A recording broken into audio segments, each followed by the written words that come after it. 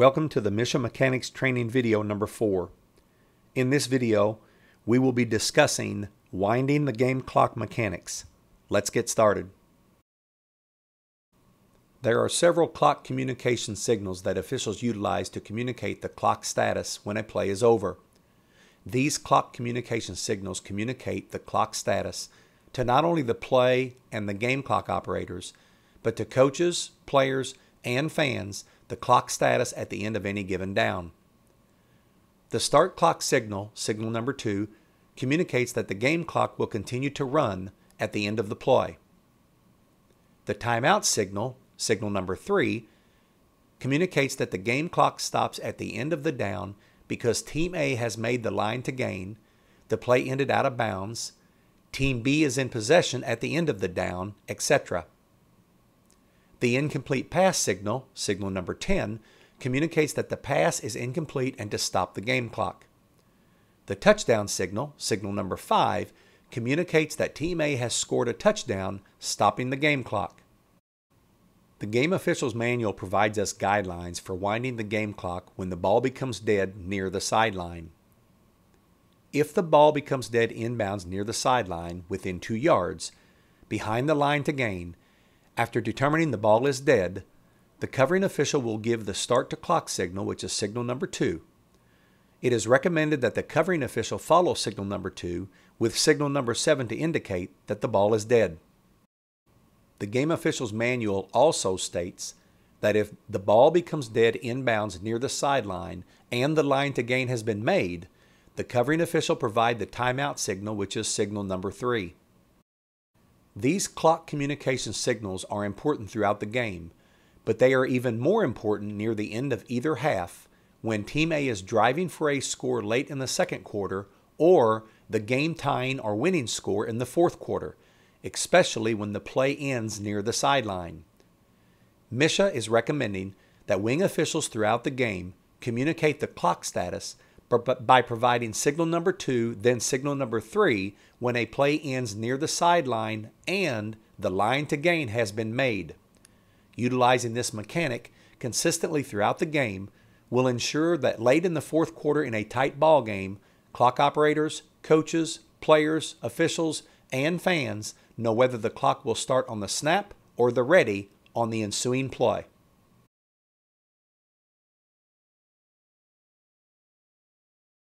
On this play, Team A has the ball 2nd and 10 at B's 21-yard line. A5 throws a pass to A7, which is caught near the sideline close to the line to gain. While the film suggests that the runner's forward progress was stopped inbounds beyond the line to gain, the head linesman signals that he has ruled the A7's forward progress was stopped inbounds short of the line to gain by communicating and providing signal number 2, coming in short of the line to gain, and not providing signal number 3, which is the timeout signal. Note that the game clock operator assumed that the runner had made the line to gain and stopped the game clock.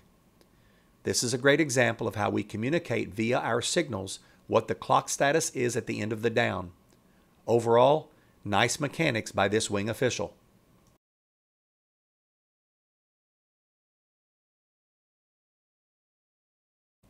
On this play, Team A's ball, 3rd and 9 at the A39-yard line. A5 throws a pass to A7. A7 runs along the sideline and is ruled down out of bounds at the B47. While the film suggests that the runner's forward progress was stopped in bounds, the head linesman communicates that he has ruled the runner down out of bounds beyond the line to gain by providing signal number 3.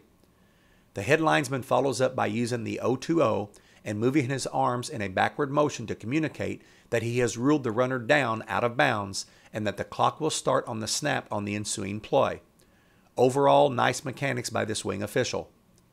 This play also illustrates the importance of consistency of communicating the clock status when a play ends near the sideline. If we are not consistent when the line to gain ends near the sideline, doubt will be left in coaches, players, clock operators, officials, and fans if the game clock is going to start on the snap or the ready for play.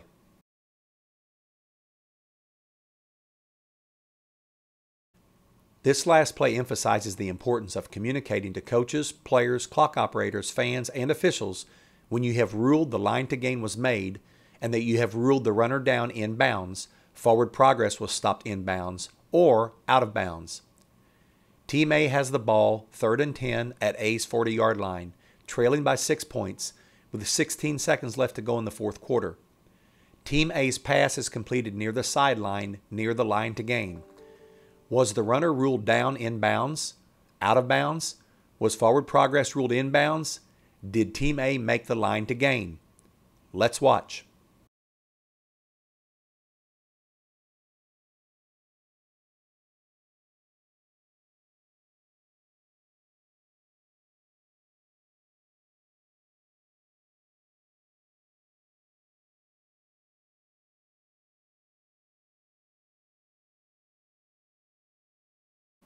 The head linesman ruled that the line to gain was made in bounds, but only provides the stop the clock signal, signal number 3. The head linesman communicates via the O2O to the officials that the clock will start on the ready. The officials are the only ones that know that the game clock is going to start on the ready. Team A's head coach assumed that the play ended out of bounds and that the clock will start on the snap. Team A's head coach is visibly upset when he realizes that the game clock is running, eventually leading up to an unsporting penalty. Teachable moments on this play: communicate, provide the S2 and the S3 signal when the line to gain has been made in bounds near the sideline. Communicate via the O2O to all crew members if you have ruled in bounds or out of bounds. Communicate to both head coaches the clock status at the end of the down. Final words: communicating to coaches, players, clock operators, fans, and crew members whether you have ruled the runner down in bounds or out of bounds when the play ends near the sideline is important throughout the game and is paramount late in the game. Provide the timeout signal, signal number 3, when the runner is ruled down out of bounds. Provide the start clock signal, signal number 2, and the dead ball signal, signal number 7, when the runner is ruled down in bounds behind the line to gain. And provide the start clock signal, signal number 2, and the timeout signal, signal number 3, when the runner is ruled down in bounds beyond the line to gain.